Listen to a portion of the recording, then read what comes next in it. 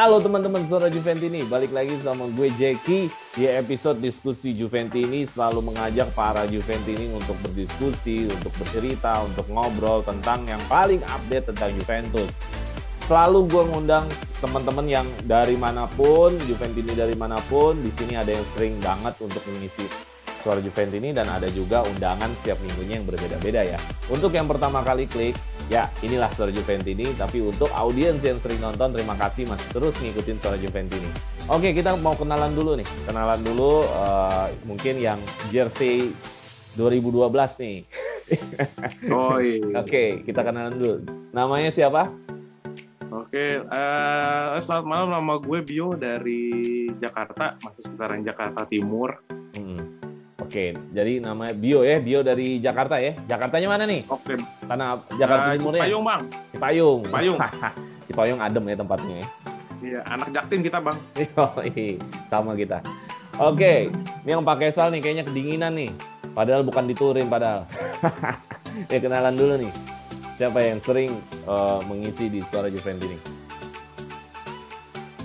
Ya. Halo, assalamualaikum. Gue Waalaikumsalam. Suryo, Juventini dari Depok. Kebetulan gue pakai shell karena habis hujan. Ya. Oke, Depok sekarang sudah bagian dari Sudirman ya. Oh betul. Ayam Bojonggede Depok. Oke, kita langsung aja ke materi. Pertama adalah akhirnya Juventus sekarang melakukan laga pramusim. Dari yang udah kita tunggu-tunggu kayaknya udah 2 bulan ya. 2 bulan nggak sih? 2 bulan apa sebulan setengah? Menurut 2 bulan ya kayaknya ya? 2 bulanan lah, Bang. 2 bulanan ya. Dari Mei kayaknya ya. Mei apa awal Juni? Mei. Mei ya? Mei, terakhir Mei. Iya benar. Dari Mei, akhirnya kita bertemu lagi bersama Juventus untuk pertandingannya di Juli. Dan melihat pertandingannya bukan sesuatu yang hal yang biasa. Justru banyak orang yang amazing, senang, Juventini senang banget. Apalagi pertandingannya itu semuanya dikeluarin pendatang-pendatang baru. Seperti Gatti, seperti Bremer, seperti siapa lagi, Rovella, seperti Fagioli, terus seperti Di Maria, seperti Pogba, semuanya dikeluarin. Jadi nggak ada yang disimpan-simpan. Melihat performa dan akhirnya nonton Juventus lagi, gimana perasaan lo, Sur? Melihat akhirnya nonton Juve lagi nih. Kalau gue, perasaan gue tentu ya seneng lah, kangen lah ya. Ya kita karena fans Juve yang maunya nonton Juve. Karena kalau gue lihat Juve ini yang terakhir deh kayaknya yang bertanding deh di pramusim. Yang lain udah pada duluan soalnya. Gimana perasaan lu, Sur? Nah, gini Bro Jeki, tentu kita semua penasaran kan dengan sebelum kita nonton pertandingan yang kemarin melawan Chivas Guadalajara tadi ya kan. Dan di situ sesuai dengan ekspektasi gua gitu, dan gue berharap gitu emang semua pemain muda keluar sih, dan syukur alhamdulillah ya kan, puji syukur ya Tuhan mengabulkan keinginan gue terutama ya kan, untuk memberikan pemain-pemain muda yang kelihatan gitu loh ya kan, entah itu kemudian dia bermain dengan tim inti atau dengan tim cadangan di babak kedua, tapi memang itu emang harus diperlukan untuk mengembangkan seenggak-enggaknya kemampuan kelihatan itunya, kebaca Allegri, mana yang pantas untuk nanti dimasukin dan mana yang tidak. Itu semua kita semua sebagai Juventini dan gue agak yakin dan percaya gitu pasti akan penasaran, dan menurut pendapat gue pribadi hasilnya 8 dari 10, 8,5 dari 10. Oke. Bio, gimana Bio? Perasaan lo mengenai akhirnya Juventus kita nonton lagi nih, Bio nih, ya kan? Udah 2 bulan kita nggak nonton, akhirnya nonton lagi. Ya tadi ya si Suryo tadi udah bilang menumbuhkan harapan. Lu gimana Bio? Setelah 2 bulan kita nggak nonton lagi dan akhirnya nonton lagi, perasaan lo gimana? Kalau gue sih kayak kangen sih Bang, kayak nonton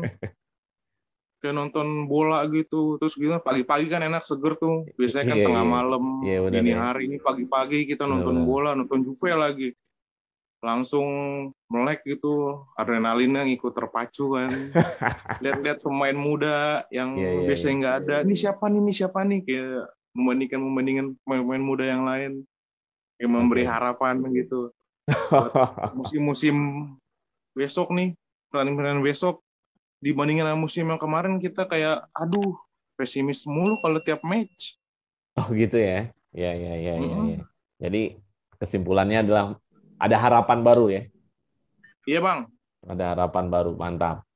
Oke, kita lanjut ke masalah hasilnya. Skornya adalah 2-0. Nah, kebetulan yang golin juga pemain muda nih. Pemain muda di Da Gracia sama Kompanyon di babak kedua, babak 1 Da Gracia. Overall secara permainan, lu melihatnya apa? Apakah memang itu sudah satu kualitasnya Juventus atau itu memang masih belum, atau ya namanya juga uji coba hal-hal yang biasa ya. Apa yang lu lihat dari hasil 2-0 dan permainannya? Bio. Dari segi permainan sih menghibur sih Bang. Kita sebagai penonton yang udah lama nggak nonton, lihat Juve yang di babak pertama tuh pemainnya pemain baru semua kan, ada Di Maria, ada Pogba, itu magicnya dikeluarin semua tuh sama dia pada. Iya benar, nggak diumpet-umpetin, langsung dikeluarin ya. Langsung semuanya show off semuanya. Iya. Keren Bang. Yang babak kedua juga keren sih sebenarnya. Cuma memang karena babak kedua isinya kebanyakan mayoritas pemain muda, ya kurang chemistry aja mainnya. Tapi secara overall sih lumayan memuaskan lah. Lumayan memuaskan ya. Jadi walaupun pramusim tapi sudah yang ngebut juga, ngegas juga ya, sudah ngasih gambaran bahwa Juventus juga serius menghadapi musim ini ya. Harus serius Bang musim ini Bang. Harus serius ya. Oke. Nggak ada alasan lagi, nggak ada basa-basi lagi ya. Langsung Coppa Italia babat, Liga babat, UCL kalau bisa dibabat juga. Oke, mantap. Sur, gimana Sur melihat permainan Juventus secara overall di babak 1, babak 2? Ya karena memang berbeda tim, di babak 1 lebih ke condong ke tim utama, babak kedua adalah tim muda. Apa yang lu lihat secara overall dari pramusim untuk pertandingan pertamanya ini, Sur? Begini bro, based on data dari skor kan 1-1 ya, maksudnya di pertandingan pertama babak pertama kita bisa ngegolin 1, and then kemudian di tim cadangan di babak kedua kita bisa ngegolin 1. Based on data, berdasarkan informasi yang gue lihat gitu di situ sama-sama bagus, baik Fagioli yang menjadi sorotan, kemudian Rovella yang menjadi sorotan di babak kedua ya kan, bermain bersama tim cadangan. Kita bisa lihat di sebelah sisi kiri terciptanya gol itu adalah murni kemampuan individual. Kita bisa gocekannya ya kan. Dari situ dia itu punya kemampuan atau kepedean yang cukup pemain muda untuk bisa nunjukin skill, tenang, kalem, dan akhirnya bisa ngegolin, ya kan? Dan di babak kedua, babak pertama pun tercipta gol dari bola mati, dari corner, ya kan? Dari corner kita bisa melihat di situ Gatti kalau Gatti ya. Ya, betul. Gatti itu kemampuan udaranya, aerial supportnya kan untuk seorang back udah cukup mumpuni ya, walaupun memang tim yang dihadapi baru sekelas Chivas Guadalajara, tapi sudah cukup kalau itu based on data sudah cukup untuk melihat dari Gatti, kemudian golnya pun pemain muda kita kan. Da Gracia, betul. Da Gracia. Berarti Juve sudah punya kemampuan baik dari bola mati maupun kemampuan individu dari pemain muda gitu, based on data. Itu sudah cukup menurut gue, dan lebih dari cukup untuk sekelas pertandingan friendly match gitu. Kita udah rata dari babak pertama ngegolin 1, kemudian tim cadangan babak kedua ngegolin 1. Tingkat PD-nya sudah cukup tinggi menurut gue, Bro Jeki. Oke, jadi itu udah cukup ya dikatakan bahwa laga pramusim ini ibaratnya misinya komplit ya untuk pertandingan pertama ya. Ya. Betul. Based on datanya sudah cukup pede. Padahal itu satu momen Fagioli itu bisa jadi omongan seluruh dunia itu kalau gol. Long shot ya Bang. Iya, itu udah. Coba gol. Kalau gol trending topik itu. Langsung harga naik. Dan Bro Jeki. Bro Jeki, kita bisa back on history di mana Pogba itu kebiasaannya sudah tercipta kembali, long shot sudah hampir gol itu kalau kiper yang kemarin kipas. Tendangannya betul kalau kita bisa lihat ya. Keras banget lagi. Kenceng banget. Ya kipernya nggak ditangkap, ditepis. Saking kencengnya. Ditepis, betul. Di season 2014-2015 Pogba melakukan demikian. Berarti kalau kita based on data, dia kemampuan tidak menurun gitu kan. Oke, tahan dulu mengenai gitu. Pogba ini, berarti kita langsung aja loncat ke materi selanjutnya. Materi selanjutnya adalah penampilan pertama kali, first impression-nya. Ya ibaratnya ya kesan pertama. Itu kan penting ya. Kita kalau ketemu sama orang, kesan pertama tuh penting. Ya kan, apalagi Bio nih yang sering jadi buaya nih, kan tahu bagaimana mengemas kesan pertama nih. Mengemas kesan pertama nih. Nah, untuk kali ini adalah kesan pertamanya adalah pemain bola profesional, yaitu Bremer, Pogba, dan Di Maria. Bagaimana kesan pertama lo? Tadi sudah disinggung sedikit sama Suryo. Terusin aja yuk. Gimana kesan pertama lo tadi tentang Pogba? Yang udah lo omongin, mau lanjutin lagi. Di Maria dan Bremer, Bio. Suryo. Oke, kembali ke pembahasannya sebelumnya tadi. Pogba di 2014-2015 kemampuan long shot-nya ternyata masih sama dengan musim sekarang gitu, atau tahun ini ya. Ya memang yang dihadapi masih tim sekelas Chivas Guadalajara ya. Cuman itu kan sudah menunjukkan bahwa I'm back gitu. Maksudnya dengan full hearted, dengan hati sepenuhnya dia melakukan skill yang sama. Dan kita bisa lihat Di Maria pun mengeluarkan skill yang sangat-sangat mengesankan untuk babak pertama ya.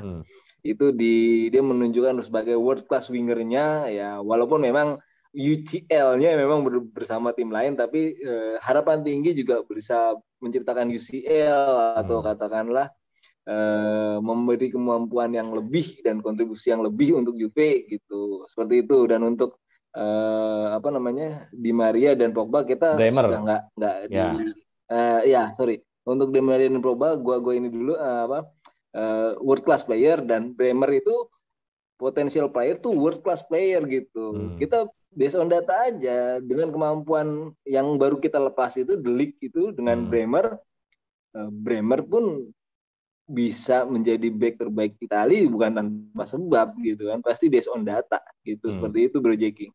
Oke, jadi Pogba, kesimpulan dari lo adalah terlahir kembali, Di Maria world class, dan Bremer menuju back terbaik lagi ya di Juventus ya, gitu ya. Oke, Bio, langsung aja Bio, gimana kesan pertama untuk para Juventini nih dengan pemain anyar kita nih, pemain baru kita nih, apa kesan pertama lo ya? Kalau Pogba kan dia kayak nggak culture shock gitu Bang, karena dia orang baru tapi lama gitu modelnya. Jadi orang baru muka lama gitu ya. Jadi kayak rumahnya balik lagi gitu, pakai nomor 10 lagi kan. Kayak udah nyetel langsung gitu, nggak perlu adaptasi lagi. Skill-skillnya waktu latihan juga langsung dikeluarin. Kalau Di Maria kan dia memang matang sih Bang, secara umur kan udah 34, main pengalaman udah UCL dapet, di Copa America dapet, semua klub papan atas semua. Jadi ketika di Juve main sama Allegri kayaknya udah bisa langsung nyetel gitu Bang.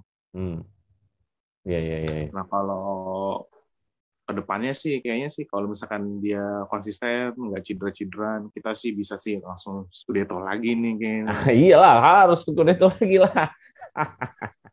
Itu harga mati, harus Scudetto lagi. Oke, terus? Nah, kalau untuk Bremer, first impression dari menit 46 main, dia kayaknya memang kayak tipenya kayak tipe-tipe bukan back build up. Kayak back destroyer gitu, anchorman gitu Bang. Setiap ada main hajar. Iya. Tapi kuat banget sih secara fisikal, bagus banget dia Bang Bremer. Bagus sih memang untuk MVP untuk back di musim kemarin sih. Layak banget sih buat dia. Oke.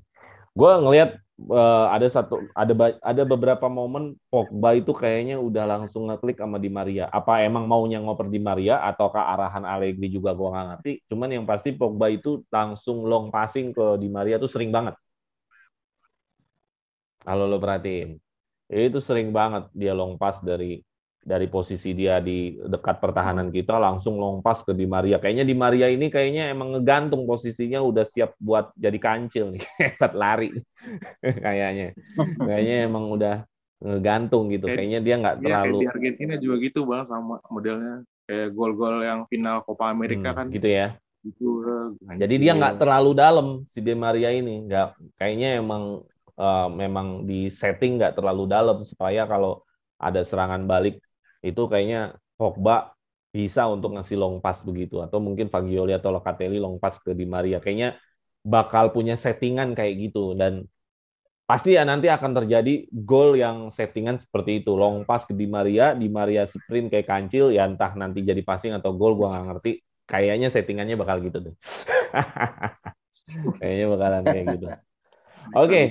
Tadi itu adalah kesan pertama dari pemain anyar kita, semuanya positif ya. Semoga apa yang lo omongin ini juga mewakili para Juventini yang menonton atau yang belum menonton, bahwa kemarin laga pramusim kemarin pemain baru kita sukses untuk menunjukkan kapasitasnya. Oke, kita lanjut lagi ke materi selanjutnya adalah, nah ini adalah dua anak muda yang selalu jadi perbincangan, selalu jadi pilihan, selalu jadi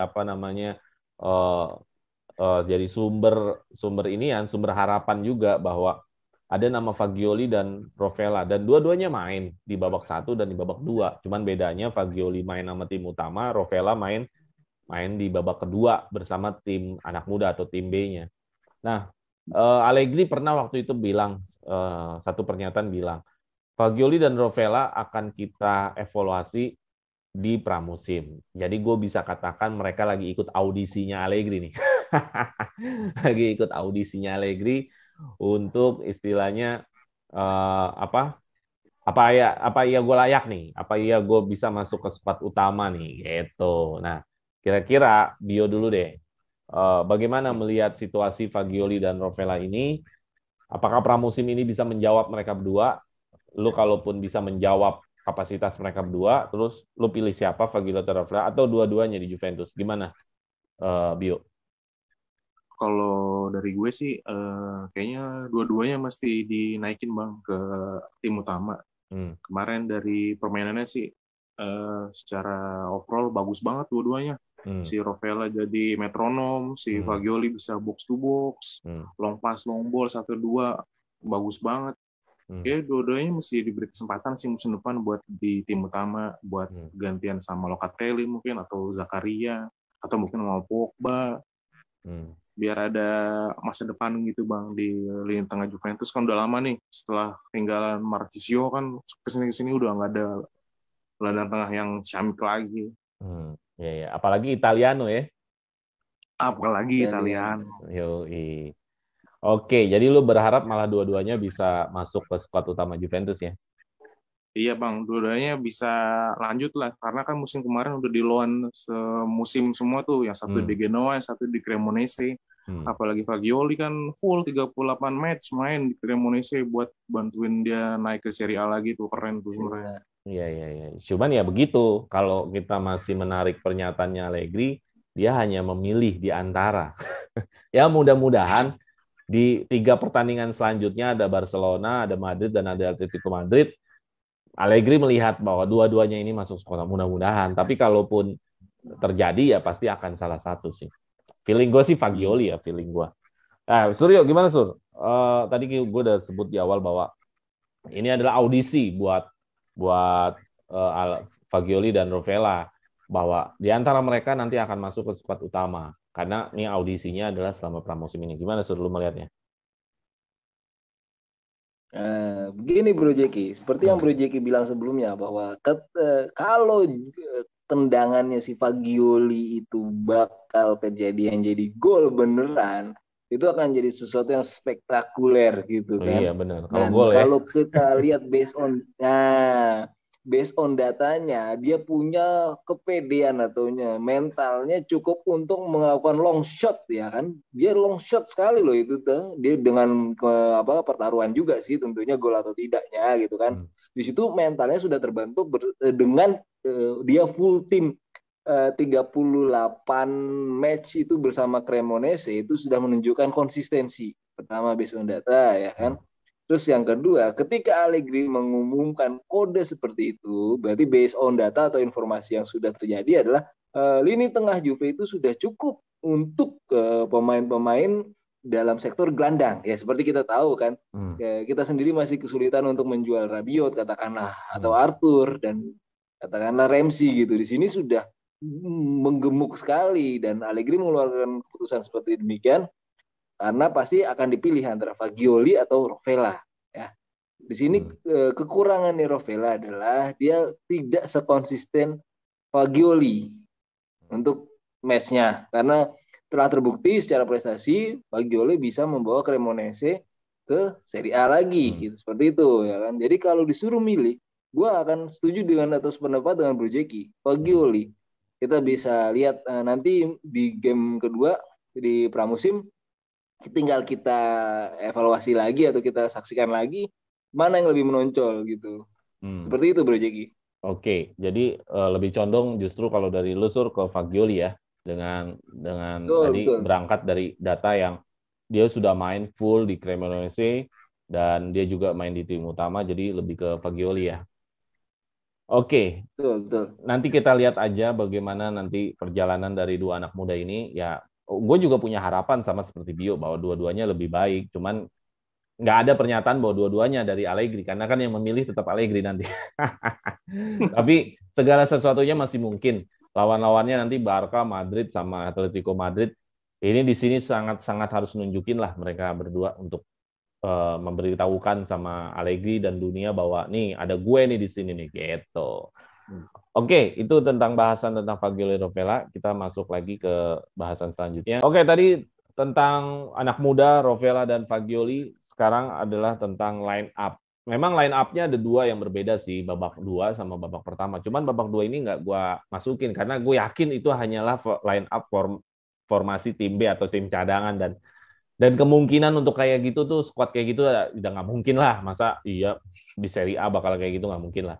Nah, yang paling mungkin adalah yang di babak pertama. Kalau di babak pertama, line up-nya adalah dari kiper ada Szczęsny, jelas ya. Terus Gatti back-nya, Danilo jadi back, sayap kirinya ada Alexandro, sayap kanannya Cuadrado. Formasinya 4-3-1-2 gitu ya.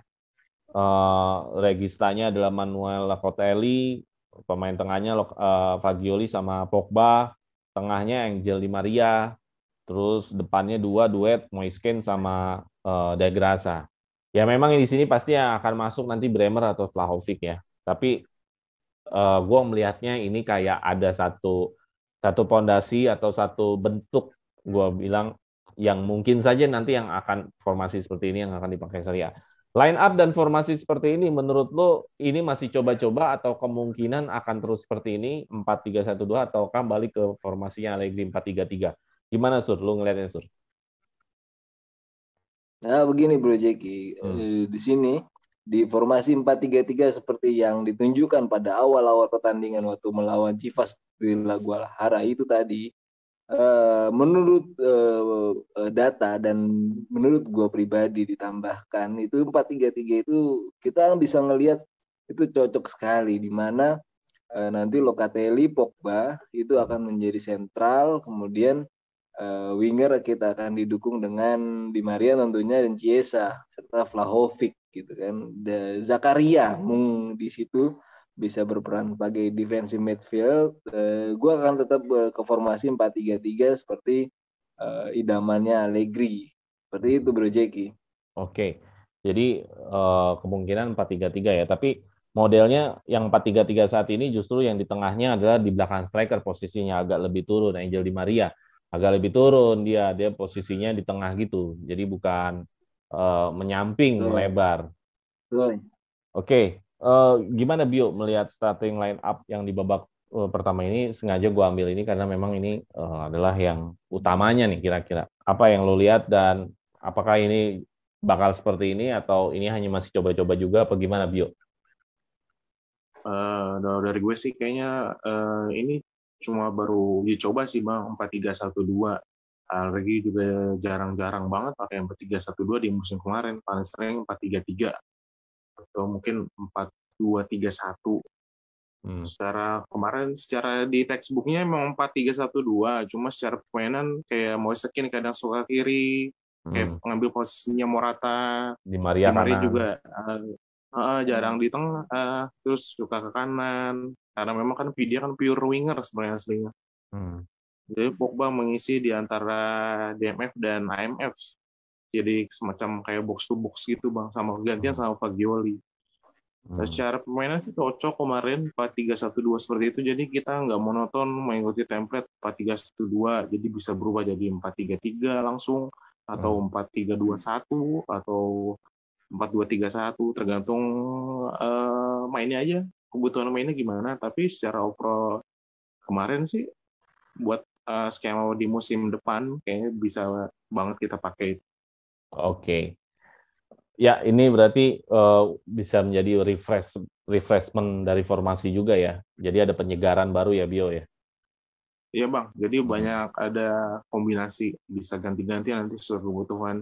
Nanti bisa masuk juga babak kedua, bisa masukin Chiesa biar menambah serangan di sayap. Biasanya kan seperti itu Allegri. Oke. Lawan Barca nanti line up-nya kira-kira lu pengen siapa tim utamanya nih?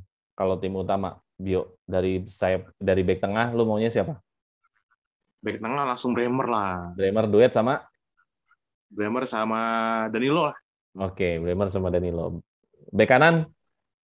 Back kanan Cuadrado aja. Cuadrado. Back kiri? Ya. Back kiri Pellegrini lah. Mantap banget mainnya kemarin. Oke, Pellegrini. Ini formasi 4-3-3 ya berarti ya?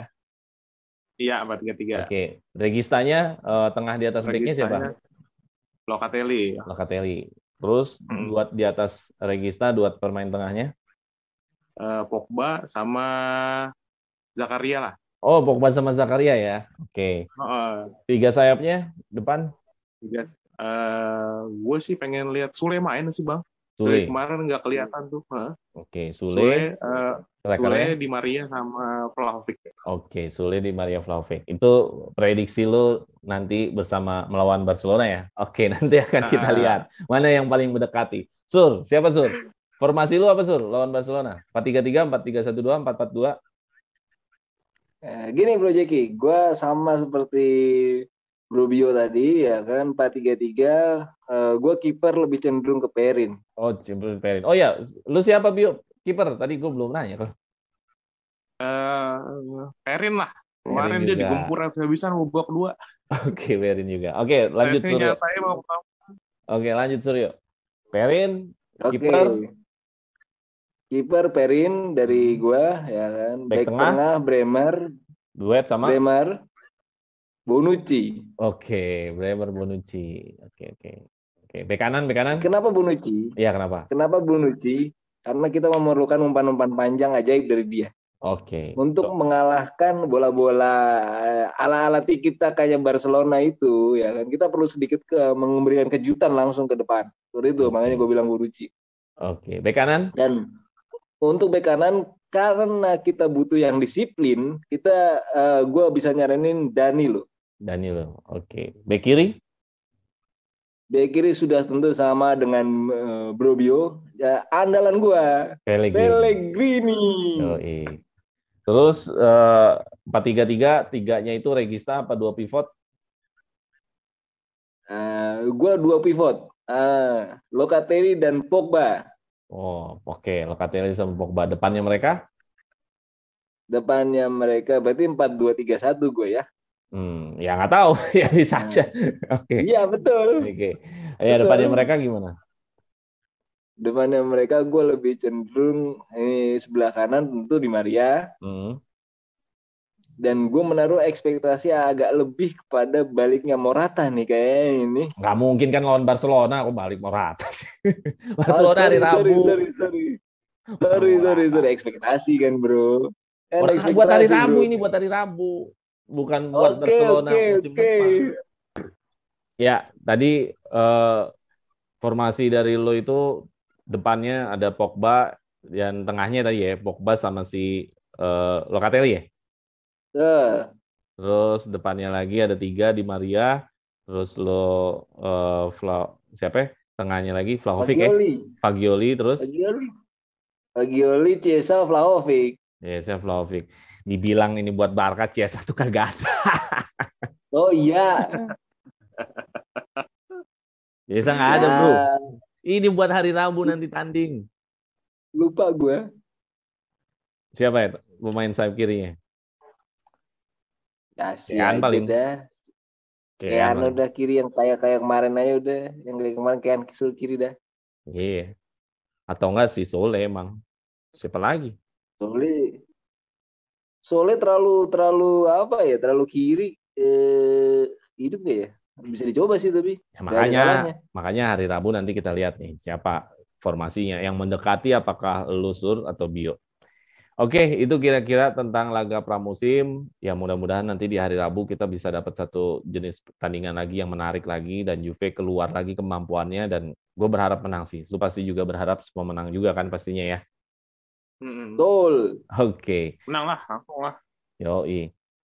Oke, kita lanjut ke rumors Mercato. Ada 2 nama yang lebih rame nih. Ada nama Leandro Paredes. Paredes dulu. Paredes memang ada jurnalis yang mengatakan dari Nicolas Kiria yang bilang bahwa kalau Paredes ini memang sudah tidak diinginkan PSG lagi dan dia punya kesempatan untuk bergabung dengan Juventus. Gue nggak ngerti Paredes kenapa diincar banget gitu loh. Yang pasti ada alasan tertentu ya. Gue memang belum terlalu membuka compare datanya sekali lagi, tapi gue rasa kalau hanya seorang Paredes, gue pikir ya tetap Fagioli Rovella aja sih. Gue sih ngeliatnya gitu. Tapi lu Bio gimana Bio tentang Paredes ini? Paredes dia kan memang di PSG nggak terlalu sering main juga bang, kalah sama gelandang-gelandang yang lain kayak Idrissa Gueye, Wijnaldum, Drexler, posisinya sama-sama mereka semua dan jarang main juga di PSG. Cuma kalau di timnas memang suka sering main karena memang di gelandang tengah dari Argentina tuh yang sudah pengalaman ya salah satunya dia. Tapi kalau buat kebutuhan Juventus untuk saat ini sih kayak nggak terlalu butuh dia gitu. Untuk sosok yang seperti dia sudah banyak kayak macam ada Locatelli, Rovella juga bisa, Fagioli juga bisa, Zakaria pun juga kalau memang dipaksa bisa. Iya, Belum juga ada Arthur yang masih sisa. Ya, gue sih ngeliatnya gini ya, PSG ini kan ada kemungkinan mau sama Kean. Jadi gue gimana caranya ngelepas Kean, tapi masih bisa dapat untung lah, ya datengin Paredes. Gue ngelihatnya ada politik Mercato begitu sih. Ya nggak tahu sih apakah benar ada swap Kean juga, nggak ngerti. Karena beritanya baru rumors awal aja, belum sampai ke detail. Lu gimana Suryo tentang Paredes ini Sur? Oke, Bro Jeki, Paredes. Kita bisa lihat based on data dia bisa jadi gelandang multi role. Bertahan bisa, menyerang bisa, tengah pun bisa. Gitu. Ini yang didasari dari keputusan Allegri. Seandainya memang terjadi swap ya antara Kean yang sudah tidak sehati lagi mungkin di Juve ya kan, dan kita pernah dengar yang isu yang beredar juga performanya musim kemarin juga ya biasa-biasa aja. Bahkan mungkin teman-teman kita di sini para Juventini banyak juga mungkin yang kecewa ataupun ya standar-standar aja lah, nggak terlalu menonjol juga kan. Itu bisa dijadikan untuk bahan Paredes seperti yang Bro Jeki bilang. Di situ bisa terjadi swap secara politikal bisa juga dan secara teknikal Allegri sangat menyukai gelandang yang multi role. Ya. Seperti itu Bro Jeki.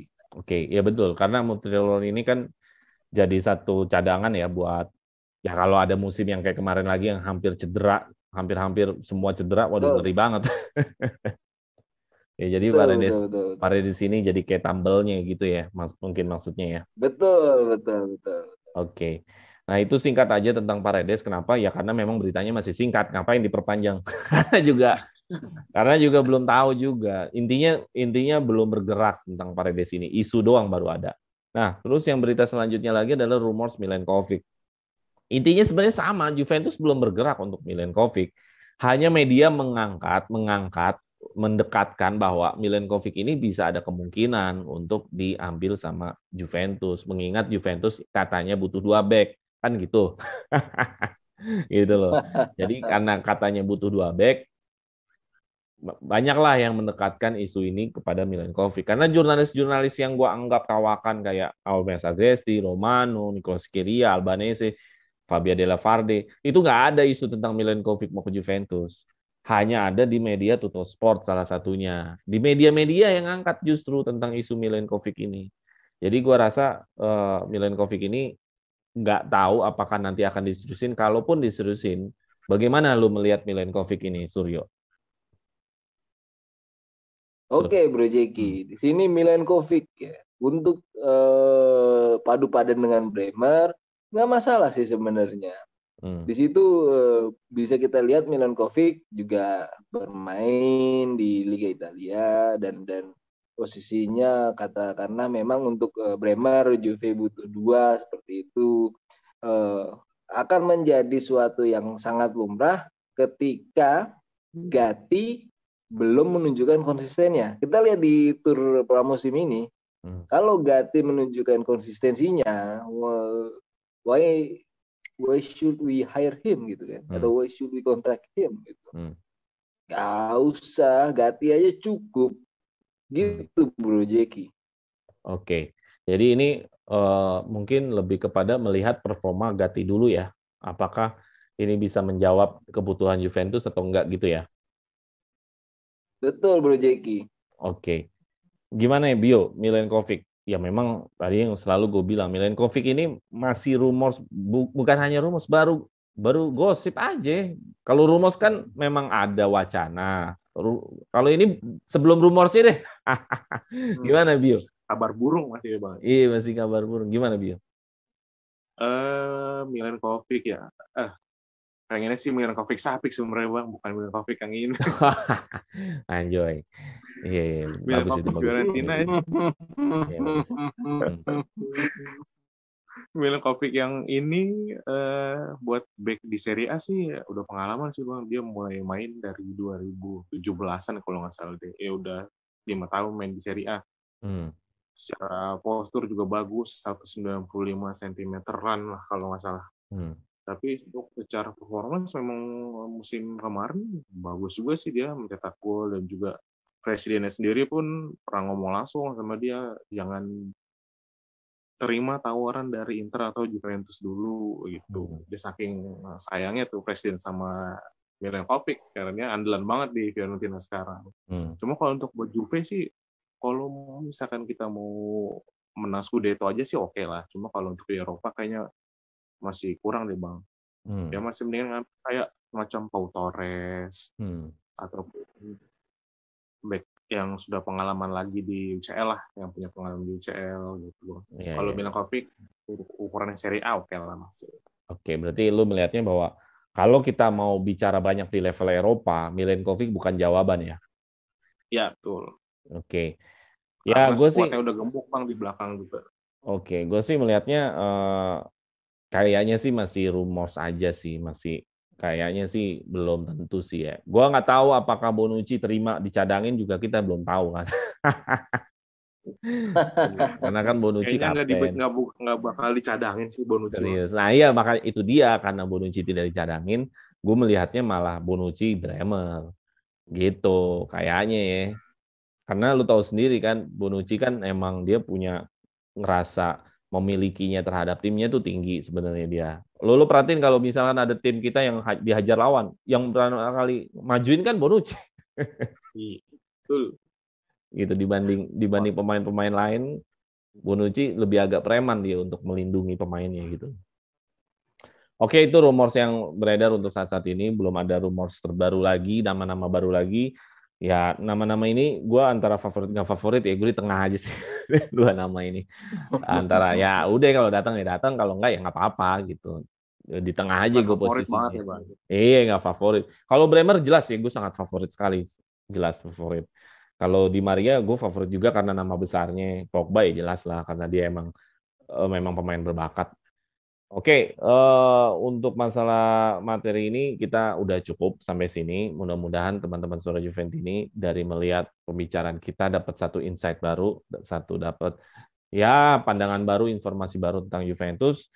Ya mudah-mudahan pramusim ini menghasilkan satu hasil yang benar-benar sebuah tim yang ideal buat mengarungi musim 2022-2023. Terakhir lawan Barca nanti jam 7:30 pagi waktu Indonesia, berapa skornya? Bio. Ngelihat El Clasico tadi pagi, serius banget ya kayaknya. Serius banget. Imbang lah Bang. Imbang. 1-1, 2-2. 2-2 lah minimal. Skornya kayak banyak sih. 2-2. Oke. Sur, hasil gimana, Sur? Oke, Bro Jeki. Sebagai seorang Juventini, gue akan tetap berpatokan pada angka favorit gue. 3-0 buat Juve. Oke, 3-0 buat Juve. Oke, gue ngambil ke jalan tengah ya. 2-2-1 lah. 2-1 buat Juve. 2-1 buat Juve, tapi Lewandowski jangan golin. Dijaga ketat sama Bremer. Pokoknya intinya jangan Lewandowski yang golin. Jadi gue tuh pengen ngasih tahu ke dunia tuh bahwa Bremer tuh bisa sampai Lewandowski nggak bisa ngapa-ngapain, gitu aja dah. Karena ya, Lewandowski malah pengen Bremer ngegolin, Bang. Lewandowski pasti main kan, tadi aja lawan El Clasico aja main dia kan? Tadi udah main ya. Nah ini jangan sampai Lewandowski gol perdananya sama Juve. Pokoknya dia jangan sampai dah. Bremer gol pertama, Bang. Waduh, mantap. Oke, gitu aja. Yang kemarin pindah tuh. Ya. Oke, gitu aja kali ya, Suryo sama Bio ya. Oke, Bang. Gua gol pertama di Maria. Oh, gol pertama di Maria. Oke. Gue gol pertama siapa aja lah. Yang penting menang aja dah. Oke, gitu aja berarti ya. Udah ya, selesai ya. Thank you. Oke, Bang. Oke, teman-teman, Soal Juventini, itu tadi obrolan gue sama Suryo, sama Bio, ya singkat, padat. Mudah-mudahan bisa dapat satu insight baru. Jangan lupa share, like, and subscribe channel Suara Juventini, dan nantikan di episode selanjutnya Suara Juventini. Oke, fino alla fine. Forza Juve. Juve. Yoi.